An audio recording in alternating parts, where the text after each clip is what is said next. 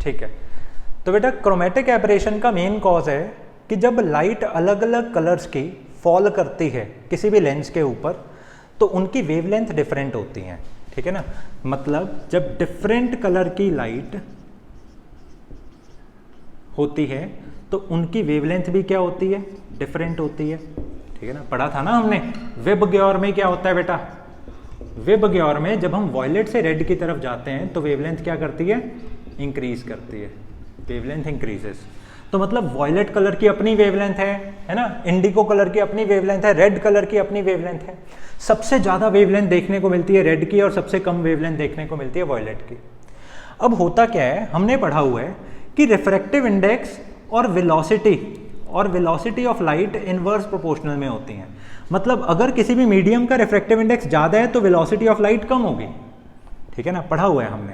तो इसी तरह से वेलोसिटी का एक फॉर्मूला हमने पढ़ा था, velocity of any light is equal to frequency multiply by wavelength, है ना। Velocity of any light multiply by frequency multiply by wavelength is equal to frequency multiply by wavelength. तो वेलोसिटी की place पे बेटा मैं क्या लिख सकता हूँ, फ्रीक्वेंसी इंटू वेवलेंथ। अब फ्रीक्वेंसी एक नंबर होता है, नंबर ऑफ फोटॉन्स या नंबर ऑफ पार्टिकल्स, वो होता है फ्रीक्वेंसी। तो ये तो एक कांस्टेंट क्वांटिटी हुई।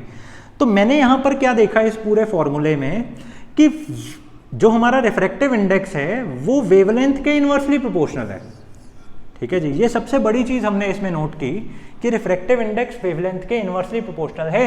मतलब जो ज्यादा वेवलेंथ वाली लाइट्स हैं वो ज्यादा रिफ्रैक्टिव इंडेक्स वाली नहीं होंगी, उनका रिफ्रैक्टिव इंडेक्स क्या होगा, कम होगा, ठीक है जी। अब इसी तरह से एक और फॉर्मूला आपको पढ़ाया गया था लेंस मेकर्स में, वो क्या था formula, 1/f is equal to refractive index -1 into 1/r1 minus 1/r2, पढ़ा था ना सबने। तो इस फॉर्मूले ने हमें ये सिखाया कि अगर रिफ्रैक्टिव इंडेक्स ज्यादा होगा, मतलब अगर म्यू ज्यादा होगा तो ऑब्वियसली ये पूरी की पूरी चीज भी क्या हो जाएगी बेटा, ज्यादा। तो फोकल लेंथ क्या हो जाएगी, कम। रिफ्रैक्टिव इंडेक्स के ज्यादा होने से फोकल लेंथ क्या हो जाएगी, कम। मतलब refractive index is inversely proportional to focal length also. I hope so this is very clear. Refractive index focal length के भी इनवर्स प्रोपोर्शनल में, रिफ्रैक्टिव इंडेक्स वेवलेंथ के भी इनवर्स प्रोपोर्शनल में। तो मतलब वेवलेंथ एंड फोकल लेंथ आपस में डायरेक्ट प्रोपोर्शनल में हो गए। Wavelength is directly proportional to focal length. तो यहां से हमने ये समझा कि जो ज्यादा वेवलेंथ वाली लाइट है उनकी फोकल लेंथ क्या होने वाली है, कम, ठीक है जी। तो इस बात से अब ये चीज आपको क्लियर हो जाती है कि अगर मेरे पास में ये एक लेंस है, इस लेंस के ऊपर पहले वॉयलेट कलर की अगर लाइट पड़ी तो उसकी फोकल लेंथ कम होगी। अगर मैं पैरेलली वॉयलेट कलर की लाइट को भेज रहा हूं तो उसकी फोकल लेंथ बेटा कम होगी, और अगर मैं पैरेलली रेड कलर की लाइट को भेज रहा हूं तो उसकी फोकल लेंथ क्या होगी, ज्यादा होगी। यू कैन सी अगेन हमारे पास में कलर डिफरेंस होने के कारण यहां पर एक पैच बन गया, मतलब हमें एक क्लियर फोकस्ड इमेज नहीं मिल रही है, ठीक है ना। तो बड़ा ऑब्जेक्टिव लेंस होने से उसके अंदर ग्लास इतना ज्यादा होता है कि वहां पर हमें फोकस्ड इमेज मिलती ही नहीं है। फोकस्ड इमेज सिर्फ थिन लेंसेज में मिलती है। तो ये सबसे बड़ी एब्रेशंस हैं, ये सबसे बड़ी कमियां हैं हमारे ऑब्जेक्टिव लेंस में। किसके ऑब्जेक्टिव लेंस में, टेलीस्कोप के ऑब्जेक्टिव लेंस में। ये जो हमने ऑब्जेक्टिव लेंस बड़े अपर्चर वाला रखा था, ये बेटा रिफ्रैक्शन वाले टेलीस्कोप में रखा था।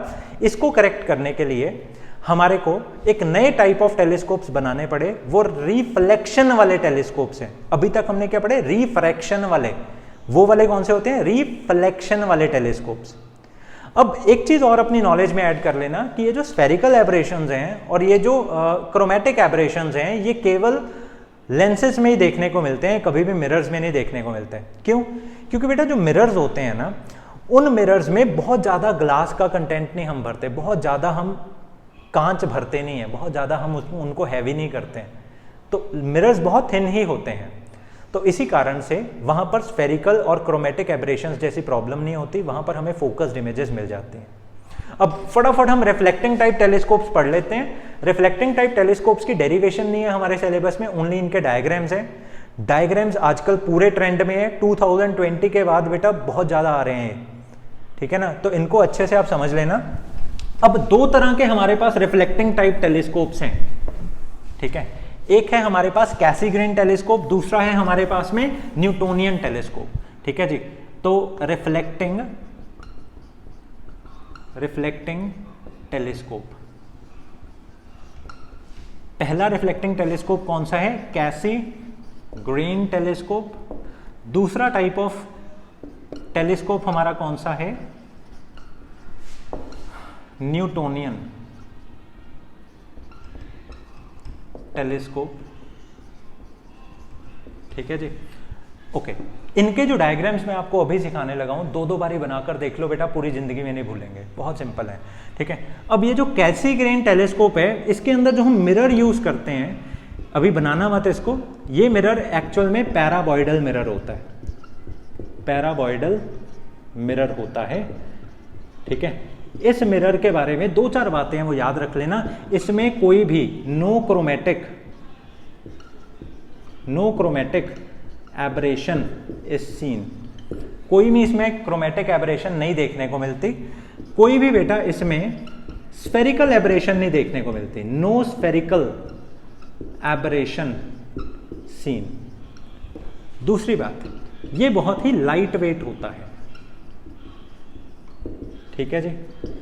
ओके, एकदम मतलब बिल्कुल लाइट वेट होता है, और क्योंकि ये मिरर है, ज़्यादा एक्सपेंसिव भी नहीं होता, तो ये लेस कॉस्ट वाला भी होता है, ठीक है जी। ओके, तो अब क्योंकि हमने टेलीस्कोप बनाया है बेटा, इस पर रेज तो कौन सी ही पड़ेंगी? इस पर रेज पैरेलल रेज ही पड़ेंगी, ठीक है ना। अब मान लो ये मेरे मिरर का ये एक्सेस है, तो जहां पर एक्सेस हमने ड्रॉ किया वहां से बस इसको थोड़ा सा ऐसे खाली कर देना है, मतलब इस तरह से हमने कर देना है। अब ये जो रेज पैरेलली पड़ी हैं, ये कहां पर मीट करेंगी? ये बेटा रेज मीट करेंगी फोकस के ऊपर, इस तरह से रेज फोकस पर मीट करेंगी, कुछ यहाँ पर, ठीक है। हम यहाँ पर ये चीज़ नोटिस करते हैं कि ये फोकस पर जो रेज हैं, इनके बीच में इस कैसीग्रेन टेलीस्कोप में एक कन्वेक्स मिरर रख दिया गया। कौन सा मिरर रख दिया गया? Convex mirror. मतलब अगर ये कन्वेक्स मिरर ना होता तो इन रेज ने यहाँ पर मीट कर जाना था। मतलब ये जो ऑब्जेक्ट है यहाँ पर एक्चुअल में ये वाली रेज मीट कर रही हैं, ठीक है ना, मीट कर रही थी, इसके लगने से पहले वो मीट कर रही थी। तो मतलब ये वाला जो पॉइंट है, ये एज अ ऑब्जेक्ट एक्ट करेगा फॉर कन्वेक्स मिरर, ठीक है जी। ये वाला पॉइंट एज ऑब्जेक्ट काम करेगा बेटा, किसके लिए? कन्वेक्स मिरर के लिए, ठीक है जी। ये कन्वेक्स मिरर को हम ऐसा बोल सकते हैं, ये हमारा सेकेंडरी मिरर है, ठीक है जी, जो कि कन्वेक्स है। ओके, अब क्या हुआ? अब जब ये रेज इसके ऊपर फॉल की, ये रेज इस तरह से रिफ्लेक्ट करेंगे यहाँ पर और यहाँ पर, और हम यहाँ पर देखेंगे कि ये रिफ्लेक्ट करने के बाद ऐसे इंटरसेक्ट कर गई, और यहाँ पर जब मैं एक लेंस लगाऊंगा तो वो लेंस इन रेस को क्या कर देगी? पैरेलल कर देगी। तो आप यहाँ पर अपनी आंख को भी यहाँ टिका सकते हो, और आपकी आंख पर जब ये पैरेलल रेस फॉल करेंगी तो ये रिलैक्स्ड विजन प्रोवाइड करेगी। तो भाई साहब, जो टेलीस्कोप काम करता था वो ये भी कर रहा है, ठीक है ना। वो वाला जो हमारा रिफ्रैक्टिंग टेलीस्कोप था, वो वाला जो काम कर रहा था, ये रिफ्लेक्टिंग भी कर रहा है, ये भी हमें रिलैक्स्ड इमेज ही प्रोवाइड कर रहा है, ठीक है जी। और दूसरी बात ये है, इसके अंदर जो रिफ्लेक्शंस हो रही हैं उससे एनर्जी लॉस भी कम होती है, मतलब हमें उतनी ही शार्प इमेज मिलती है। तो ये बहुत अच्छा काइंड ऑफ टेलीस्कोप होता है। ये दिया था कैसीग्रेन ने, तो इसलिए इसका नाम है कैसीग्रेन टेलीस्कोप, ठीक है जी। ओके, बस एक छोटी सी बात पूछी जाती है कि पैराबॉइडल मिरर क्यों लगाया जाता है? क्योंकि पैराबॉइडल मिरर एक स्पेशल मिरर्स होते हैं, ठीक है जी। इनके अंदर कोई क्रोमेटिक एब्रेशन नहीं देखने को मिलती, कोई स्फेरिकल एब्रेशन नहीं देखने को मिलती, और हमारी सबसे बड़ी प्रॉब्लम्स उस टेलीस्कोप में यही थी, ठीक है। अब फटाफट मैं आपको न्यूटोनियन सिखा देता हूँ। न्यूटोनियन को बस थोड़ा ध्यान से सुन लेना, ठीक है जी। वो ज़्यादा आ जाता है थोड़ा सा इससे, क्योंकि न्यूटोनियन में एक छोटा सा पॉइंट है जो अक्सर बच्चे मिस कर जाते हैं, ठीक है। ओके, न्यूटोनियन में क्या होता है? हमारे पास में अगेन ये एक मिरर होता है। फिर से ये कौन सा मिरर है बेटा? ये पैराबॉइडल मिरर है। अब की बारी हमने बीच में इसके होल नहीं करना है, ये कंप्लीट मिरर ही हमने लेना है। इसमें भी no spherical and chromatic aberrations होती हैं। ये भी कॉस्ट इफेक्टिव है, ये भी कॉस्ट इफेक्टिव है, ये भी लाइट है, ठीक है जी, सारी सेम क्वालिटीज़ हैं, बस इसका थोड़ा स्ट्रक्चर डिफरेंट है। देखो बेटा, ये टेलीस्कोप है तो रेज तो इस पर किधर से ही पड़ेंगे, पैरेलल ही पड़ेंगे, इन्फिनिटी से ही आएंगी ये रेज, ठीक है जी। इसका एक्सेस मैंने ऐसे ड्रॉ किया। न्यूटोनियन टेलीस्कोप में हम कोई कन्वेक्स मिरर नहीं यूज करते, हम एक प्लेन मिरर यूज करते हैं, और वो प्लेन मिरर हम ऐसे वर्टिकली नहीं लगाते, हम उसको थोड़ा बेंड करके लगाते हैं। मतलब लगाने को मैं प्लेन मिरर ऐसे लगा सकता हूं, पर हम जो इसमें प्लेन मिरर लगाते हैं वो ऐसे करके लगाते हैं। इसका एंगल कितना हम बनाते हैं, 45 डिग्री, ठीक है जी। ये हमारा है इसमें प्लेन मिरर। अब आप यहाँ पर ये नोटिस करते हो कि ये वाली जो रे है जो ऐसे फॉल की, ये बेंड होकर ऐसे आएगी। ये वाली जो रे है जो ऐसे फॉल की, ये बेंड होकर यहाँ पर आएगी। और जब मैं इसको ऐसे बैक ट्रेस करूँगा, जब मैं इसको बेटा ऐसे बैक ट्रेस करूँगा, तो मेरे को यहाँ पर जो पॉइंट मिलेगा ना, वो एज अ ऑब्जेक्ट काम कर रहा होगा इस प्लेन मिरर के लिए।